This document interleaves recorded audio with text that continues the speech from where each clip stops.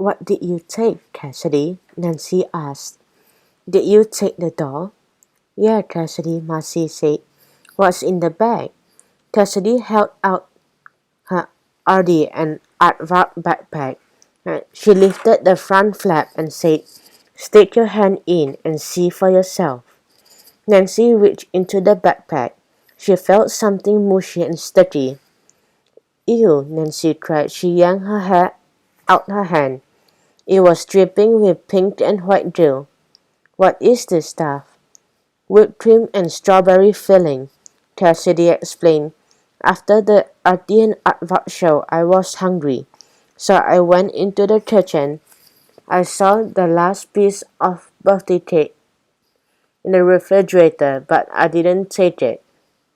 "But," George said, "it's all over Nancy's hand." "I took it when Mrs. Shannon said I could," Cassidy said. "I didn't want Deirdre to know, so I put the piece in my backpack before everybody woke up."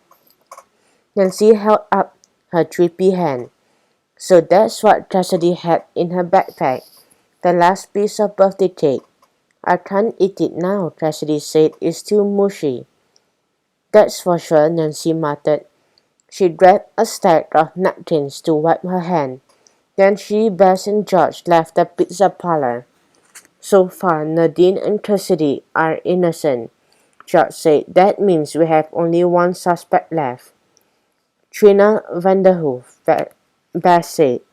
It was 2 o'clock as the girls waited for Mrs. Finn in front of the Pizza Paradise. Nancy was getting worried. What if Trina hadn't taken Hollywood Heather? What if I never solved the case? Nancy wondered. What will I tell Deirdre? "It's not easy being a detective, Daddy," Nancy said that night at dinner. "I have only one suspect left." Mr. Drew wasn't a detective, but he was a lawyer, so he knew a thing or two about cases.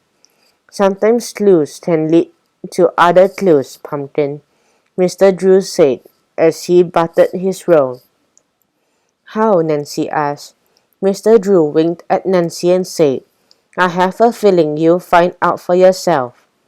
"I sure hope so, Daddy," Nancy sighed.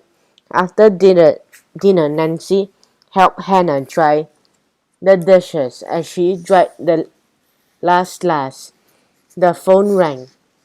Nancy put the towel on the counter and picked up the kitchen phone. "Hello?" she asked. "Did you find my doll?" Deirdre's voice asked. Not yet, Deirdre," Nancy answered slowly. "You have to find her by tomorrow afternoon," Deirdre wailed. "My father is taking me to tea after school. He told me to bring Hollywood Heather." "You still didn't tell your parents that she's missing?" Nancy asked.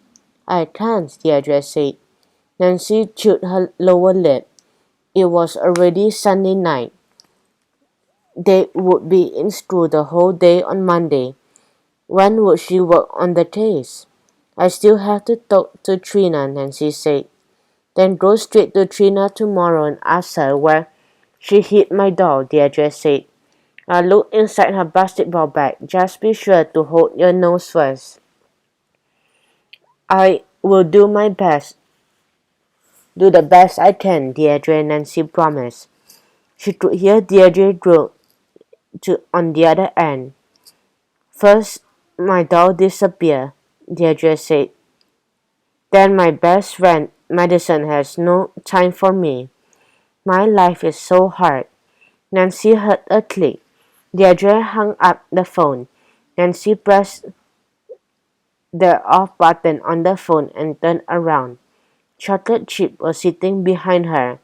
The little brown puppy cocked her head as she looked up at Nancy. "Wow, Chip," Nancy thought. "Being a detective is a lot harder than I thought. I still cannot believe we have to solve the case by this afternoon." George cried. "That's just a few hours from now," Beth said. "How are we going to do that, Nancy?" Nancy shook her head. It was Monday. The third and fourth graders were in the schoolyard for recess. Most of the kids were playing kickball. Some were on the swings, others were shooting hoops on the basketball court. The Adrian wants me to question Trina today, Nancy said, but I don't want to embarrass her in front of everybody. Me neither, Beth said. She also wants us to look inside her basketball bag, Nancy said. Nuh-uh, George groaned. That is one bag I'm definitely not looking into. Did you bring our clues to school, Nancy? Beth asked. Maybe we can check them out some more. Nancy pulled the plastic glue bag from her jacket pocket. Inside were the fuzzy tape and orange button.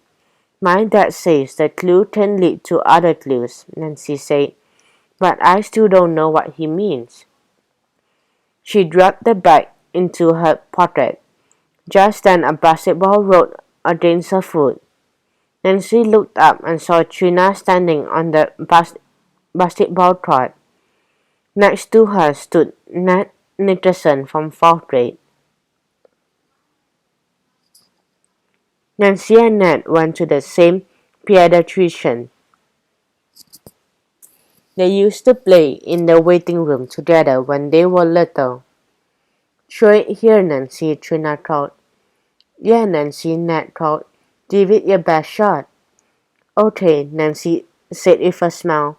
She picked up the ball. She was about to toss it when someone snatched it out of her hands. Hey, Nancy said. She turned and saw Deirdre clutching the ball. Her mouth was a grim line as she stared across the schoolyard at Trina. You're not getting it back, Trina Vanderhoof, Deirdre shouted. Not until you answer all of Nancy's questions.